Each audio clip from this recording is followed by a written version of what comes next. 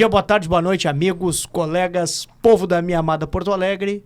Eu sou Jefferson Oliveira e está começando mais um Sala de Prescrição, diretamente dos estúdios do Sindicato Médio do Rio Grande do Sul, aquele programa já tradicional que fala de tudo, inclusive futebol. Hoje a gente está com a possibilidade de receber um museólogo, o responsável pelo Museu do Esporte Clube Internacional, o Pablo Barbosa de Oliveira. Boa tarde, muito obrigado pelo convite. É uma honra poder estar aqui, poder falar do Museu do Inter, né? Para vocês é uma grande oportunidade. E também o meu colega, parceiro de bancada, apresentador ad hoc, Dr. Ricardo Nogueira. Eu como gremista, mas é uma grande satisfação também, porque a história do Inter e do Grêmio, principalmente dessas duas grandes torcidas que sofrem uma barbaridade com esses times, né? Mas estão sempre lá na hora que precisa. E essa história maravilhosa, né? De uma cidade que nem Porto Alegre, que tem 2 campeões mundiais de futebol, né? Então, a história do Inter é uma história muito bonita, assim como a do Grêmio também. E a gente participou, né, por exemplo, da década de 70, né, daquela grande equipe. E aí tem aquelas coisas que a gente não participou, mas que eu ouvi falar do rolo, do rolinho, sim, o rolo compressor, depois era o rolinho, isso, né? Exato, era Larry, Bodinho, não é isso? Isso, é o rolinho. Isso, o Larry, que veio lá do Fluminense, se não me falha a memória, né? Então é uma história muito linda que tu vai poder nos ajudar. Com certeza. E em seguida tá adentrando aqui os nossos estúdios a nossa estrela, o nosso homem em gestão, Dr. José Fossari. Mas ele vai entrar na hora certa, como sempre. Ô Pablo, tu sempre foi ligado em futebol? Como é que foi o futebol na tua vida? Sim, eu cresci no Beira-Rio, né? Eu, assim como diversas pessoas, né? Eu cresci numa família de colorados e cresci lá dentro assistindo os jogos. Meu pai participou em diversos momentos de torcidas, né? Organizadas do clube. Então, eu sempre levava eu e meu irmão para assistir as partidas e acabou fazendo parte da minha infância, né? Eu costumo brincar que era o meu momento, meu lazer não era ir no cinema ou em outros locais se não fosse o Beira-Rio. Então, praticamente todo final de semana era sagrado, né?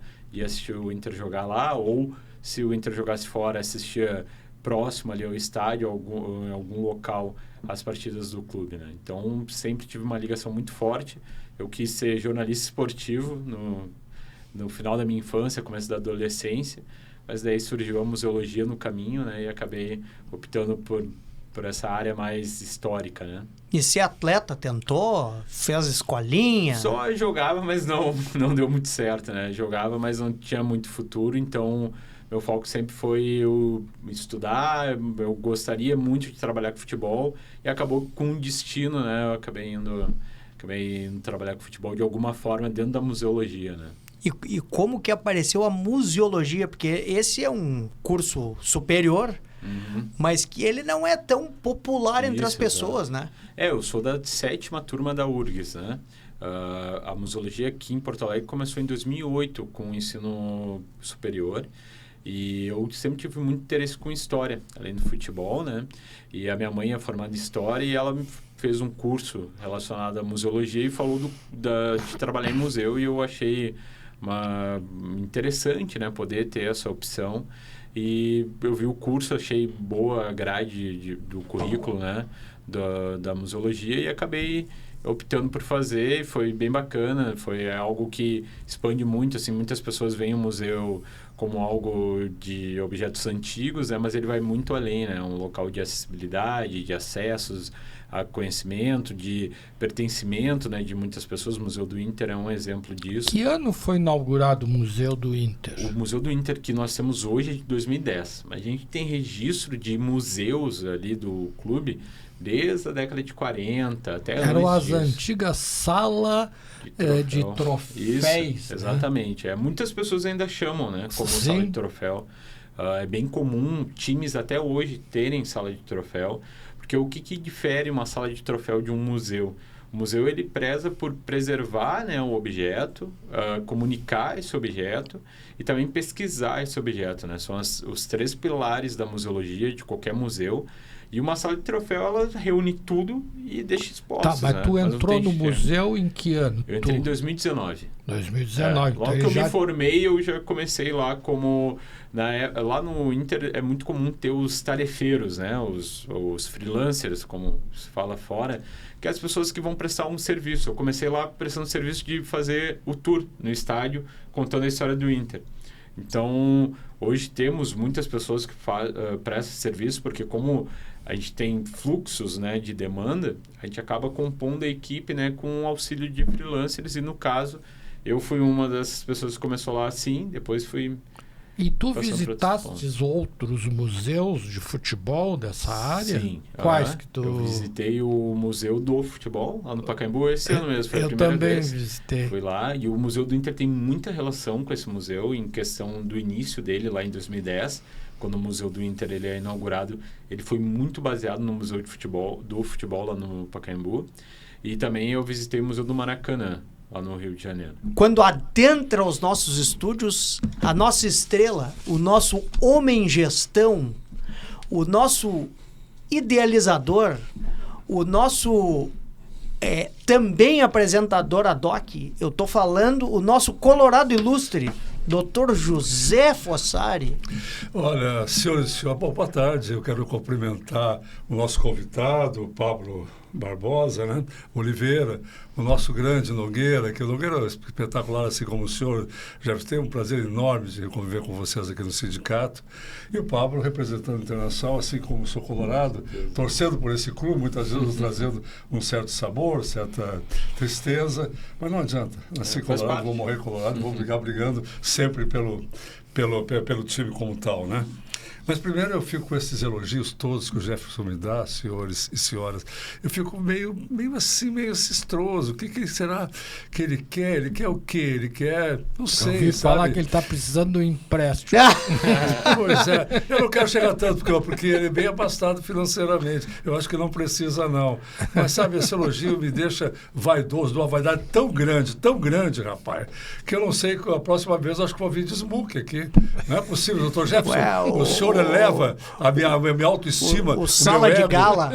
Olha, por isso que eu não saio daqui. Eu digo, Cláudio, ele coloca no programa que o Jefferson pega meu super-ego e vai lá pra cima. Não, mas o senhor é importante nesse aliás, programa. eu fico com o meu ego tão massageado, que eu me sinto até vaidoso e achando que é verdade tudo isso que o senhor diz, embora tenho certeza que não. Ele só fala da metade. Nogueira, a outra metade deixa que eu falo. Eu sou um soldado desse povo sofrido.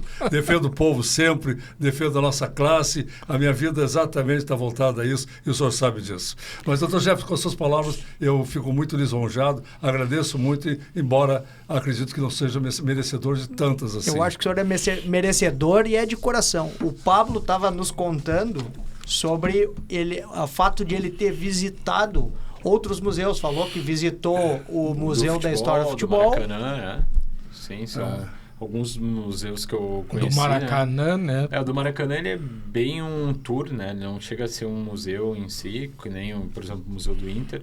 E é bem comum que os clubes ou eles tenham a sala de troféus, né? Como nós estávamos falando, ou o tour no estádio. Isso é algo muito comum, né? A maioria dos clubes tem. E o Museu do Inter, o nosso grande diferencial é que a gente tem os dois, né? A gente tem a sala de troféu que acaba... Mas o que eu acho mais interessante de todos é embaixo do campo do Arsenal, lá em Londres, que tem uma cervejaria. Sim, né? É verdade. A torcida, aquele pessoal lá bebe muito, né? Depois de toda aquela bebida, ele não sabe nem que viu ou viu mais do que ter visto, né, doutor Nogueira? E eu tô ouvindo falar que vai liberar bebida nos estádios já. Isso aí é uma tradição. Teve o teste agora, né? Teve, né? Contra o México, né? Do Inter. Mas, doutor Jefferson, se o senhor permitir, eu não sei a evolução desse programa em função de coisas. Cheguei um pouco atrasado, quero pedir desculpa, problema de paciente, sabe? Paciente em primeiro lugar. Mas, doutor, eu gostaria de contextualizar um pouquinho sobre museu, já que nós estamos com 2 ilustres responsáveis, aliás, representantes do museu, o Pablo do Internacional e o nosso vice-presidente do Museu de Medicina, História da Medicina, que é o doutor Nogueira, né? Comandando aquele museu e realmente muito belo, uma história muito rica. Que acervo, né? Que acervo, exatamente. E realmente uma entidade sem museu, ou seja, qualquer empresa, qualquer entidade sem história, e aí o museu realmente vem para isso, não se justifica, né? Isso. Pablo, eu não sei até onde, se caso estiver me atravessando, por favor, gostaria que os 2 colegas aqui me chamassem a atenção, se assim for o caso, mas assim, o museu é tão importante, Pablo, tão importante, eu acho tão pouco visitados, ou seja, as pessoas não vão isso em quase todos os museus, e mais aqui, porque se tu vai para a Europa, os museus estão cheios. Eu não sei se é cultura, né, Nogueira? Não, eu não sei como é que é o internacional. Vai muita gente lá, Pablo? Sim, a gente tem uma média de público de 5 a 6 mil pessoas por mês, né? Agora, mas por exemplo, é um público 5 grande. a 6 mil por mês. Pablo, por mês. Tá, e quais são os dias que tem mais visitas? No sábado, principalmente. Claro, por causa do interior, né? Sábado, qual é o horário? Porque eu vi que o horário das 10 às 18. Isso, das 10 às 18. E normalmente a gente faz o tour guiado, que é a visita colorada. Tá, e aonde é o museu ali no estádio? É do lado do portão 7, entre o portão 7 e a loja do Inter, né? Bem na frente da estátua do Fernandão. Tá, e vamos dizer o seguinte, para nós convidar as pessoas a visitar o Museu do Inter, o que tu destacarias, assim, de uma atração especial? Aliás, viu, Pablo, só porque eu estou gostando muito do doutor Nogueira, gremista, convidando as pessoas para participar do Museu do Inter. O que o senhor acha disso, doutor Jefferson? Eu acho que é uma coisa importantíssima. Muito bem. Conhecer as histórias. Isso é cultura, porque a gente doutor Nogueira, viu? Porque acima de tudo a cultura. E porque a gente não sabe o amanhã, né? E que outras histórias podem acontecer, ou eventualmente... O senhor acha que o amanhã o Nogueira pode torcer para o Internacional? Não, o que pode acontecer é no dia de amanhã não ter mais tanta história, né? Então, eu acho que as pessoas têm que ir agora. Mas isso que o Jefferson está falando é verdadeiro. Vamos dar um exemplo. Até o Jefferson falou bem no início do programa. A década de 70 foi uma década gloriosa para o Inter, né? Já 80 e 90 já foi uma época de seca, né? Aí depois entra os anos 2000, né? O 2006, né? Que foi o grande ano. Mas eu gostaria, assim, tu como coordenador do Museu do Inter, como museólogo, o que tu convidaria alguém para ver, assim, que tu acha que é especial, que é bonito, que é interessante, que chamaria a atenção? Vamos lá visitar. Eu acho que é o principal, né? A gente costuma brincar que é a Mona Lisa lá do Museu do Inter. A única que tem no Rio Grande do Sul, né? O Troféu Mundial FIFA, tem lá no final da nossa exposição. Concordo plenamente, Mundial, o Troféu FIFA. Tem que salientar muito bem. Tá isso bem aí, grande lá, né? E além disso, no Mas começo o Grêmio foi o primeiro campeão mundial. Sim, no começo da nossa exposição, nós temos uma parte que é muito importante, né? Brincadeiras à parte, assim, o Mundial é muito importante, é onde as pessoas mais vão para visitar. É o final da nossa exposição ali, onde as pessoas se reúnem, onde encerra todos os tours. Mas o importante, eu acho que é o início da história do Inter. Que muitas pessoas... A gente tem muitas pessoas que conhecem o Inter, viveram, cresceram com o clube, né? A vida toda. Mas, às vezes, o início, às vezes, tu não sabe o porquê. E eu acho que esse é o principal foco do museu. É defender a identidade do Inter, como surgiu e expressar isso para as pessoas, né?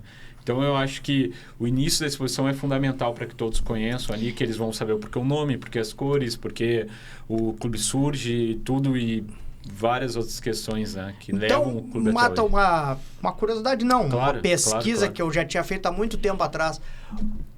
o Internacional existia um Esporte Clube Internacional de São Paulo. Isso, existia, exatamente. que inclusive eu acho que era vermelho e o símbolo, o brasão, bem semelhante, não era? Ele não era tão semelhante. Porque os irmãos Pope eram de São Paulo, Isso, né?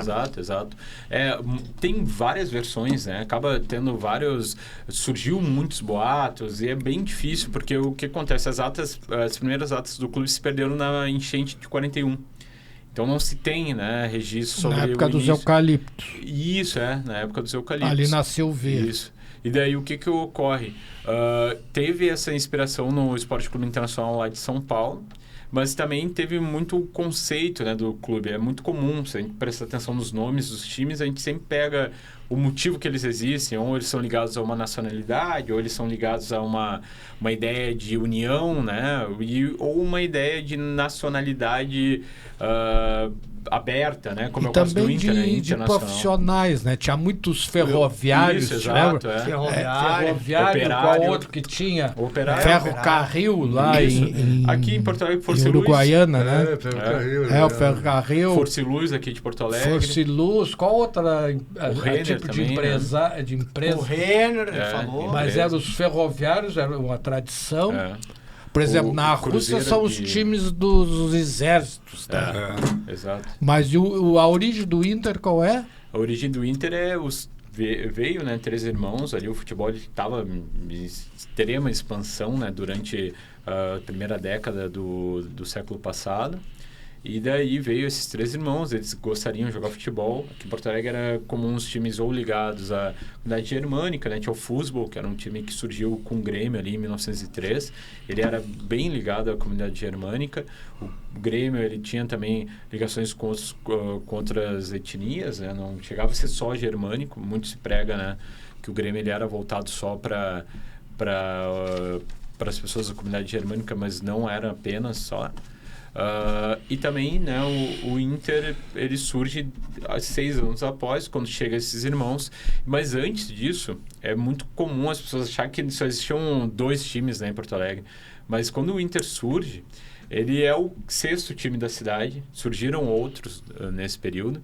E quando surge o Inter, ocorre o que muitos pesquisadores de futebol aqui da nossa cidade que chamam de o boom do futebol, que surge em 1909, 30 times.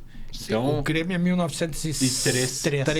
É 6 anos Eles antes. vão surgindo e muitos times surgem e acabam, né? Até uma curiosidade, chegou a existir um Grêmio Internacional ali por 1906. Tem jornais com registro desse clube, não sabe como surgiu, onde surgiu, apenas uma chamada para treinamentos, né?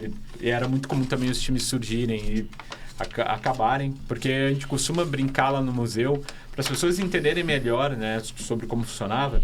É como o futebol de várzea hoje, ou quando vão combinar com amigos, né, para jogar futebol. As pessoas se reúnem numa quinta de noite, vão lá jogar e fecham aquele grupo, né, não vão chegar qualquer pessoa para jogar. E era muito comum naquela época. E até não existia, né, muitas Mas questões. o futebol tradicionalmente era da colônia inglesa, né? Isso. O Esporte Clube Rio Grande, Isso, o o clube mais primeiro. antigo, né? Que foram os ingleses que vieram trabalhar No Porto. no Porto. Tinha o time exatamente. da Swift Arbor também lá Esse em, eu não me lembro. em Livramento, Isso, né? exato. Teve os 2 principais entradas do futebol aqui no Rio Grande do Sul por Rio Grande e também pela fronteira, né? É, por causa Os do dois Uruguai, eu principais, acho que tá. Isso. Mas quando é que profissionaliza? Qual é o ano Aqui no Brasil, no Rio? Vamos falar no Rio Grande do Sul. na década de 30, a gente costuma falar, em 37 começa, né, é profissionalizado o futebol. O primeiro time profissional que a gente costuma apontar é o Inter de 39, quando começa ali o rolo compressor. Até é algo interessante para as pessoas entenderem porque o Inter teve uma dominância dos anos 40, né? Porque muitos times não gostavam, não queriam, né, se tornar profissionais. Porque muitos pregavam que com o profissionalismo ia se perder a paixão pelo esporte. As pessoas ficariam voltadas só pelo dinheiro, mas outros times pregavam que era um caminho da evolução, né? Tu não teria como ter o acesso, ter os melhores jogadores se tu não pagasse para que essas pessoas ficassem só na sua equipe. Existiu ali no começo dos anos 20, o profissionalismo marrom, que era chamado assim porque, por exemplo, tinha um time que era de uma fábrica. Então, o dono da fábrica empregava diversas pessoas de forma fantasma, né? As pessoas não iam trabalhar na fábrica, mas elas jogavam no time. Tá aí outra questão. O futebol começa como um esporte de brancos, né? Pois é, Inclusive lá no Rio de Janeiro, Aham. o Fluminense tem aquela pó de história do arroz. pó de Pó de arroz, arroz, que exato. passaram o pó de arroz num negro que foi É. jogar pelo time, e o verdade. Fluminense é o time da elite carioca. Aham. E o primeiro clube no Brasil, se não me falha a memória, tu vai nos Claro, corrigir, claro. aceitar negros, Aham. foi o Vasco da Gama. Isso, tem uma briga, né? O Vasco e o Bangu. Os dois times, eles acabam brigando, né? Para decidir quem é o primeiro, né? O Bangu, ele tinha uma ligação muito forte ali com os operários, né? Então... e também existe... A fábrica Bangu de Isso, tecidos. aham. Então, eles tinham muito eles têm essa briga. Mas existe também muitas pessoas que jogavam naquele período que se disfarçavam de certo modo, né? Não podiam ser aceitos, falavam que eu não sou negro, eu sou branco, ou chamavam de indígenas, né? Então tinha diversos se camuflava, né? E não pra tinha uma tentar ser história, aceito. essa história, não sei se é no Rio Grande do Sul, São Paulo ou Rio, a Liga dos Pernas Pretas. Dos Canelas Pretas era Canelas- aqui. É Aqui, aqui, em né? Porto Alegre. Que inclusive foi o que fez o Lupicínio virar gremista. Porque o pai dele jogava na Liga das Canelas Pretas e agora ele vai poder contar a história, porque ele sabe com mais riqueza de detalhe e fatos, que parece que a direção... Entre os clubes que vetaram a entrada da Liga das Canelas Pretas no futebol gaúcho da época, o Inter estava entre os que vetaram e o Grêmio não, e aí o pai do Lupicínio começou a torcer para o Grêmio e o Lupicínio igualmente. Isso é verdade ou é lenda? Então, assim, a gente não tem um registro sobre como funcionou a votação. O que ocorre, né? Em 1911, existiam diversas ligas de futebol, como eu falei, né? Surgiu 30 times de futebol aqui em Porto Alegre e eles criavam ligas entre si para jogar. Existia o Rio Grandense, que é o time, né, do pai do Lupicínio Rodrigues. E o Rio Grandense é um time que é antes do Inter. Ele já existia aqui, né? E ele não tinha também espaço para jogar. Normalmente existia um torneio que era disputado entre o Grêmio e o Futebol. Eles jogavam desde ali de Torneio 1903. início. Era um torneio de só os dois clubes participavam, né? Todo ano. Tinha o Rio Grandense, tentava buscar outros times para jogar, também não tinha esse acesso. E daí surge, né, o boom do futebol ali, começa a surgir várias ligas. Surge a Liga Porto Alegrense de Futebol, que é a liga onde o Grêmio e o Inter jogavam, que é essa liga aí que acaba vetando, né? Jogava o Grêmio, o Inter, o Futebol, o Militar, que era um outro time bem popular do período ali, forte, né? Que é o time do Colégio Militar. E tinha a Liga Nacional de Futebol, né, que eles chamavam assim dessa forma, que era a liga para os brasileiros, né?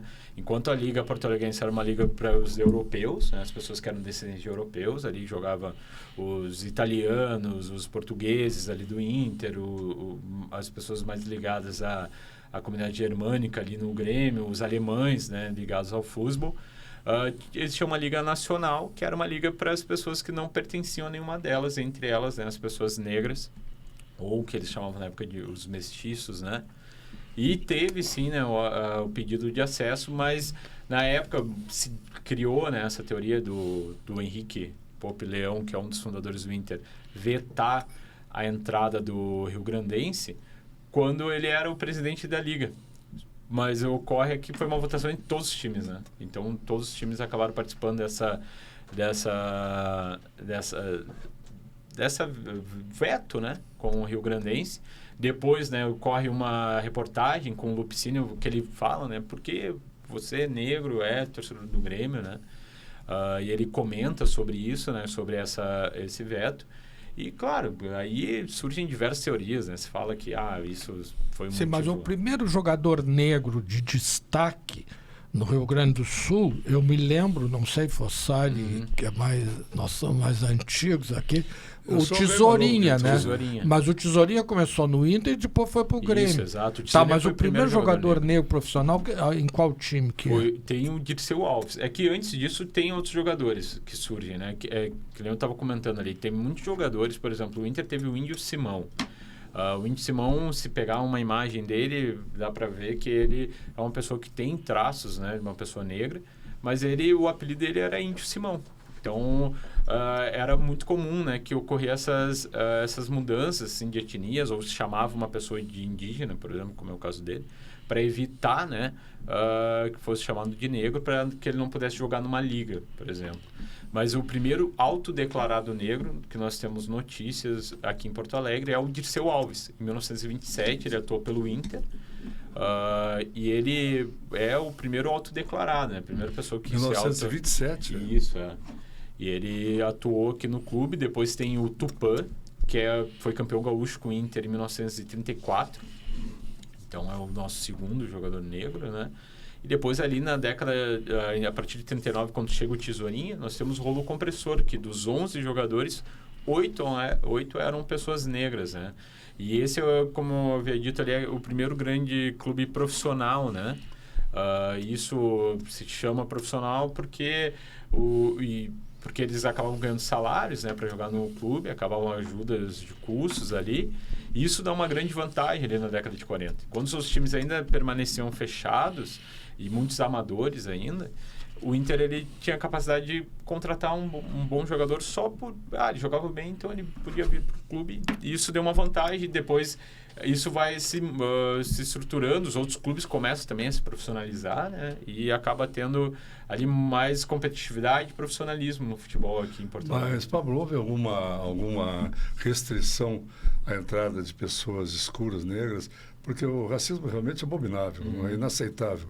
Mas a história, ou não sei se isso é história real ou conto, que falam que existiu um time no Rio Grande do Sul que discriminava mais as pessoas escuras.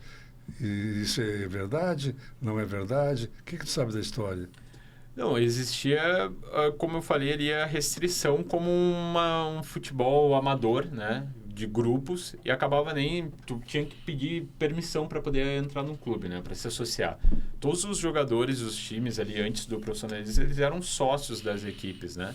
Então tinha que passar, como o caso do Rio Grandense, tinha que passar por uma votação ali entre a comissão de vamos aprovar um novo sócio aqui ou não. E daí existia restrições, né? E muitas vezes ocorreu. Talvez eu vá te fazer uma pergunta não muito agradável. Mas vou dar uma apertada. Claro. Desculpe. Entre Grêmio Internacional, qual foi o time que mais assim, negou a possibilidade, restringiu a entrada de pessoas pretas? O primeiro jogador negro do Inter é de 27 e o do Grêmio é de 52, né? O Tesourinha. Então a gente já tem uma diferença, porque o Grêmio ele teve um plano ali depois dos anos 40. Desculpe, Pablo, os colegas aqui.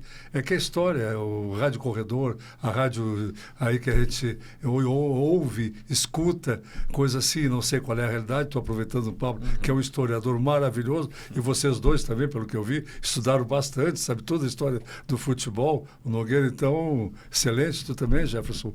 Eu te escuta aqui que o Grêmio, até diz assim, desculpe, claro. O senhor, porque isso é uma coisa que politicamente está errado. Diz, como é que tu pode torcer pelo Grêmio? Tem uma cor que não é clara, que não é claro, tu é escuro. Como é que tu pode torcer pelo Grêmio?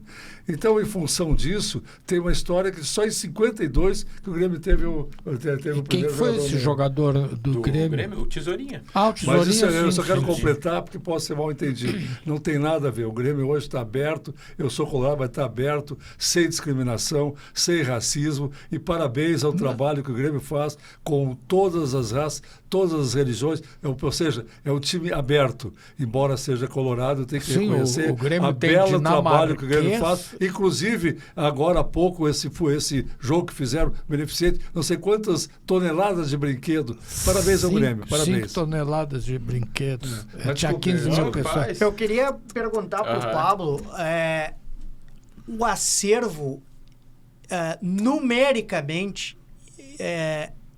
ele é maior em qual período? Assim, se perdeu muita coisa. Porque... Na enchente agora não.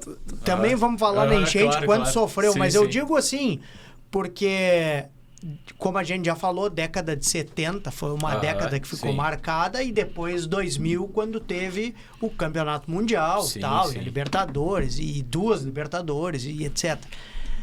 E também a gente tem a evolução da informação, Sim, né? Sim, exato. Então eu das queria imagens, saber se tem uma preocupação do museu em ter um certo equilíbrio de informações, Sim. ou se não, tenta retratar a mesma época e, portanto, agora tem mais coisa. Como funciona essa organização? Eu só gostaria de completar o que o Dr. Jefferson está falando. 2 Libertadores, o único troféu FIFA que nós temos aqui no Rio Grande do Sul. É isso aí, Paulo? Sim, exatamente. Está ali na exposição. É isso aí, parabéns, parabéns. Bom, como funciona, né? O museu... Mas me disseram que vocês não têm um troféu da Libertadores com a plaquinha do Grêmio. Isso aí é verdade? A réplica com a plaquinha do Grêmio? Tem, sim. Com a plaquinha do Grêmio? Sim. Ah, não. Não, porque senão eu ia convidar o Dr. Fossari a ir lá no Museu do Grêmio na Arena para ver um com todas as plaquinhas de todos os times. Temos 2 réplicas, né, da Libertadores com todas as placas até 2019, que são as últimas que mandaram fazer, né? Mas o troféu que a gente tem da Libertadores lá é um pouco menor, que só tem a placa do Inter, né? Um troféu que a Conmebol dá para os clubes, né? Mas falando sobre o acervo do museu, o museu ele é separado entre exposição e também com reserva técnica, né? Sim, hoje na nossa... que nem o nosso. que nem o nosso. eu fui estagiário, inclusive, né, no Museu da Medicina, lá na reserva técnica ali na Bento. Lá na Bento, que legal. Passei 2 anos lá, aprendi muita coisa. Então é bem semelhante, né? A estrutura lá do Museu do Inter, ele tem a sua reserva, fica no mesmo prédio, né, no caso. E lá nós temos cerca de 9.000 objetos. Hoje... Tá, mas vem cá, nós estamos falando de futebol. Então eu vou te fazer uma pergunta. Por exemplo, eu cheguei no museu lá do Barcelona, eu digo, eu quero ver os gols do Romário. E aí tu aperta ali, gols do aparece. Romário. Gols do Ronaldinho Gaúcho. Gols do Ronaldo Nazário. Gols do Evaristo. É claro, só queria ver dos brasileiros, né? Daquele outro que jogaram lá, o campeão. Rivaldo. Giovani. Sim, tem vários, né? Tá, então eu vou lá no Inter. Também Vou te dizer qual gol que eu quero ver. Eu estava me preparando para te perguntar isso. Claro. Aquele gol, eu sou gremista, mas que eu não me esqueço que entra o Falcão e o Escurinho tabelando de cabeça, né? Tirando aquele gol antológico. Aquele gol no contra o Fluminense lá no Maracanã. Na verdade é contra o Atlético Mineiro no Brasil. Pois é. Semifinal de tu 76, tem aquele gol lá? Tem esse gol. Pois é, isso aí todo mudo quer ver, né?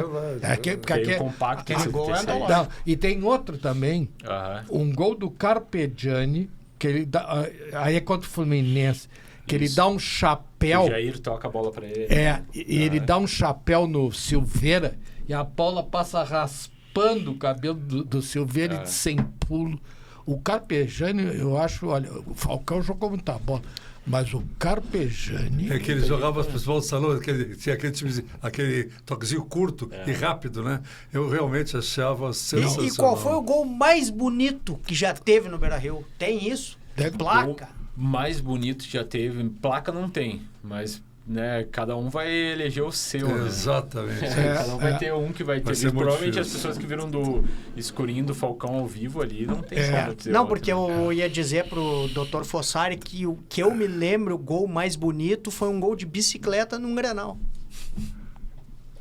Olha, mas o senhor vai se lembrar desse gol aí. Eu não me lembro, realmente não me lembro. Tá, mas então o que nós estamos fazendo aqui? Chamando a atenção pro torcedor. Tem aquele gol, quero ver esse famoso gol. Né? Coisas que atraem, né? Que chamam a atenção, né? Eu acho que o gol bonito que eu vi foi contra o Vasco, no Beira-Rio, e Arley, parece. Deu de bicicleta no começo, na entrada da área, e fez um gol de bicicleta.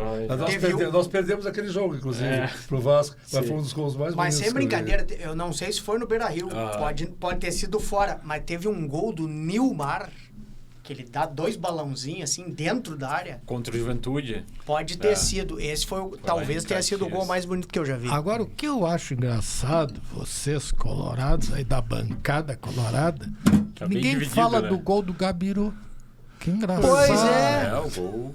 Mas foi o gol que mais repercussão, mais nos trouxe alegria, porque realmente todos os gols trazem alegria, mas esse foi o campeonato mundial. Aliás, Gabiru tá É o convocado mais para vir importante da aqui. história. Não, e ele tá convocado para vir aqui nos contar sobre esse gol, né? É verdade. Com certeza. Sabe que eu estava em Canela naquela ocasião, eu me levantei cedo, era de manhã, eu não acreditava, contra o Barcelona, que estava Ronaldinho, não sei o que mais, o Messi recém estava começando. O Deco E tava. o Não, Deco, era e o inacreditável. centroavante dele estava O Eto'o tava machucado. machucado. Era o- o Johnson. Sim, o Johnson, aqui, ó, isso aí. a vitória do Inter contra o Barcelona é que nem a derrota do Inter pro Mazembe. É. Era impossível. Era impossível. Mas o pessoal já veio aqui, acho que foi o Túlio. Alguém falou sobre isso e disse que não era bem assim, que o pessoal que conhecia o Mazembe já alertava. O Mazembe é multicampeão, né? Campeão africano. E o Mazembe, muito que time diaba. muito forte. É. Que diaba jamais esquecerei. Como é que Pablo, ele deu te lembra aquele- E a enchente. Gente, foi um grande desafio para o museu, né? Mas Na perdeu o na acervo, época, não perdeu. Teve acervo Interessante, atingidos, né? interessante. Ali, principalmente troféu, porque foi a parte de baixo da reserva técnica. Tinha 1,30 m de água, acabou entrando dentro da reserva. A gente perdeu muita parte administrativa ali do museu. E todo esse objeto, eles foram tratados, né, no Gigantim. A gente teve uma força-tarefa, retirou esses objetos lá. Eles não estavam mais dentro da água, mas a gente tirou eles de lá. Cerca de 10% dos objetos da reserva técnica do museu, né, foram atingidos. E esses troféus, eles foram tratados, foram limpados. E a nossa sorte é que a parte mais sensível do acervo, camiseta, fotos, ficavam no segundo piso e não foi atingido. Então não perdemos Que bom, nada. porque papel Livros. aí é mais difícil, Tem, né? Bem mais difícil. Tem, por exemplo, uma coleção que é do Hélio Dias. Ele tem todos os jogos, ele fez, né? Ele é falecido. De 1909 a 1972 do Inter. Ele registrou todos os jogos. Então, a gente tem essa coleção e nossa sorte que ela não foi atingida. Então, Deixa eu te fazer uma pergunta. Claro. Quem foi o jogador que jogou por mais tempo no Internacional? Por mais tempo foi o Valdomiro. Ah, o 803 jogos. Quanto? 900? 803. 813, né? Ele jogou Ah, ali de Valdomiro, 68 até ali 83, né? De que ano? Que ano, Pablo? 68 e 83. 15 Esse período. anos. Ele chega a sair uma época, né? Ele costuma falar 14 anos, porque ele sai e joga fora um período na Colômbia e depois retorna, né? Exatamente, nós tivemos aqui... Ele foi jogar onde? Na Na Colômbia, Colômbia. te lembra que o Atílio Anchieta teve aqui nossa entrevista na semana passada e disse que o Valdomiro era muito amigo dele, estava na Colômbia e convidou, nós estamos precisando de um zagueiro. E ele foi para lá ganhando 10 vezes mais que ganhava no Grêmio, o Anchieta. E eles estão Que muito time que eles amigo jogavam lá? do Valdomiro. Que time que eles jogaram lá? Foi no Milionários, né? O Milionários foi tinha Milionários. essa política de importar jogadores. Né? E qual foi o primeiro troféu e qual foi o último troféu até agora? O primeiro troféu de O 1900... último foi agora do Gauchão, né? Isso, Gauchão. Gauchão 25, o primeiro a gente tem um amistoso em 1911 entre os dois times. Era muito comum. Os times da época não existia time reserva e o time titular. Era o primeiro e o segundo quadro, né? O amistoso entre o Inter e o Inter, né? Não, e Rojos tinha blancos. os aspirantes. Os aspirantes também. Tu pegou os aspirantes? Não. Ele tá dizendo conta que por pra isso, eles que eles não conhecem a as história. categorias de futebol. base, né? Os As categorias de aspirantes, base. aqueles que Que aspiram. aspiravam ao time virar principal. titular, né? Não, e é que nem a base. Hoje, por exemplo, nós vamos tudo lá ver o Sub-17 do Grêmio. Né? Mas que é show de bola. Não que o senhor levantou lá é interessante, sempre o seu argumento é muito interessante, mas eu não sabia como é que era o time 1, o time 2. Isso, é o primeiro e segundo quadro. E aí eles disputaram a final? Não, eles fizeram um amistoso valendo um troféu entre si. Algo bem, né? Não, bem mas amador tinha mesmo. uma coisa que não existe hoje, que era o jogo preliminar. Sim. Então, na preliminar, tu te lembra? Na preliminar, Jogar, me tu lembro. pegou isso. Jogava os a preliminar, juniores. base, as mulheres, né? Jogavam também. Mas eram os Preliminar, juniores. base, é. Pra gente dar uma olhada. Olha, aquele guri lá vai ser o próximo Preliminar, lateral. me lembro. Te lembra? E tinha uns guri bom, né? E quem foi o técnico que mais jogos tem no O Internacional? Ah, o Abel, Abel, mais que o Teté? Mais que o Teté. Ele passou o Teté agora na última passagem. Né? O Teté é avô do Marechal da Marcelo Vitória. Bica.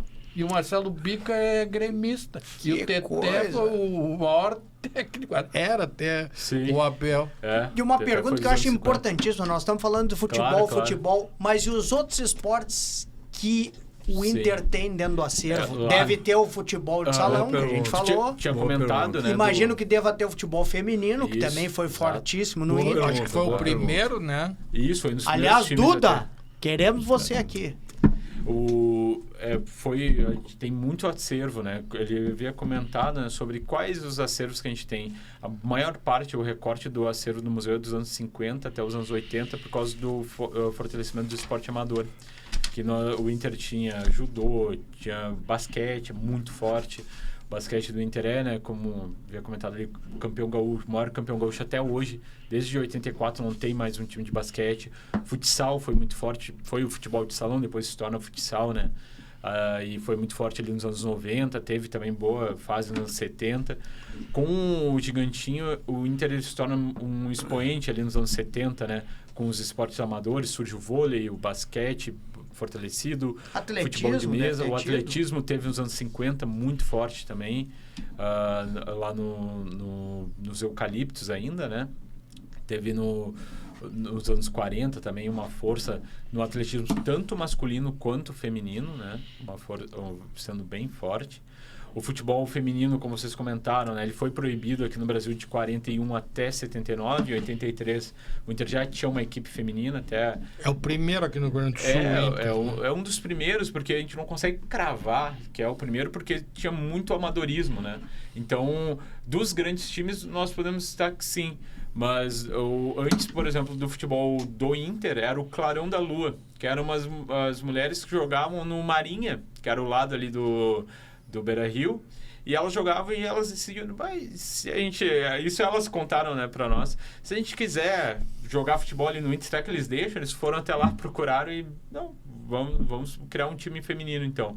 E assim surge, né, o futebol feminino do Inter ali em 83. Clarão da Lua, é? Qual é o ano disso? Isso é 82. 82 elas Mas no jogavam no Marinha. futsal tem dois períodos, né? Do futebol de salão é a época do espanhol, né? Isso, os anos 70. É, o ali. espanhol era o grande craque. Sim. Tá, e no futsal, sim, aí já é outra conversa. Aí tem o Isso, Manuel 90. Tobias, que era o Ortiz, craque... né? Pelé O craque do Sim, futebol, sim, do futsal nacional.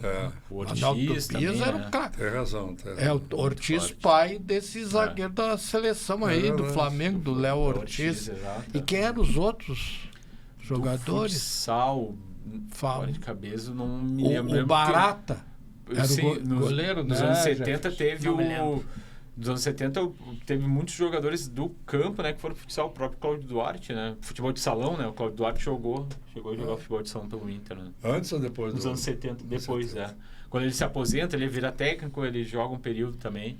Tem algumas fotos assim dessa Mas o Barata acho que foi goleiro, depois virou técnico. O Barata foi foi melhor técnico que goleiro. Foi uma época muito forte nos anos 90. Ele foi um grande técnico aí. Senhores, infelizmente nós estamos chegando ao final do programa, né? Poderia bater um grande papo, ainda tinha muitas informações que a gente gostaria de ter do Pablo aí, de todo o seu conhecimento. Então, Pablo, eu queria passar as tuas mãos, muito obrigado. a lembrancinha do Valeu, sindicato, muito obrigado. cunhada aqui pela nossa produtora Cláudia Fleury, pela nossa gerente de comunicação, marketing, a Milena Scholler, que é lá do Inter, inclusive. Né? E, claro, sempre citando o grande responsável pela existência desse programa, o Dr. Marcelo Matias, presidente, que reativou a rádio, transformou a rádio no canal e propiciou a todos nós. Então, deixo aberto aos senhores os comentários finais. Eu queria te dizer, assim, do nosso orgulho do Museu da História da Medicina, o fato do Pablo ter sido nosso estagiário. Isso nos orgulha muito, né? que está seguindo o exemplo lá no Museu do Inter, né? Sim. Então são 2 grandes museus, Com certeza. né? E todos os museus, o Museu do Santos também é um grande museu, né? Claro, óbvio, por causa do Pelé, o do Botafogo, O Flamengo é muito bonito. do todos eles, né? Todos são. Eu adorava a sala de troféus. É troféus ou troféis? Troféu. Féus. É. Troféus. Do nosso Chavante lá em Pelotas, né, também. Que teve aqui no Jogo das Crianças aí com o Grêmio fazendo um amistoso. Então quero te cumprimentar pelo teu trabalho. Muito obrigado. Viu? Eu sou gremista, mas eu tenho uma admiração. Assim, e eu tenho uma grande admiração à torcida colorada, porque é uma torcida assim masoquista, né? Que gosta de sofrer. Como sofre essa torcida, mas está sempre presente lá. Sabe que, na realidade, o Jefferson, nesse momento, é difícil fazer quem sofre mais. Nós temos aí, o dividômetro, que sei eu, agora tem que fazer o sofredômetro entre Grêmio Internacional, porque a gente não sabe qual é que sofre mais. Mas, de qualquer maneira, eu quero agradecer, Paulo, porque eu sou daquele torcedor que torço, mas não sou de leitura do passado. Tu tens um conhecimento e uma didática muito boa, passou para nós, né, informações que até então me enriqueceram bastante, sabe? Eu acho que nós temos que valorizar muito esses times que estão aí, Grêmio Internacional, e os outros que deram suporte para que chegasse Grêmio Internacional até aí, né? Nós só temos que sair desse campeonato Grenal aqui e partir para o campeonato nacional e outras coisas. Mas, de qualquer maneira, eu aprendi muito com o doutor Nogueira, com o doutor Jeff, contigo, Pablo, porque o futebol, ele não é de uma hora para outra, a coisa surgiu. Sim. Vem toda uma construção sendo feita, até que hoje tínhamos time com um custo, estava vendo internacional, ele tem o custo de 2,5 bilhões, enquanto que o Flamengo tem 5 bilhões, ou seja, é um custo extremamente... é um capital. Desculpe, é capital. O Internacional tem um capital de 2,5 bilhões e o Flamengo tem de 5 bilhões. Mas para chegar a isso, houve toda uma construção com esses times que foi colocado, com esse pessoal que passou por aí. Essa construção foi muito importante. E pessoas jovens como tu, que transmite para nós, que por mais idade, não temos conhecimento de toda essa história e valorizar essa história dos nossos times aqui.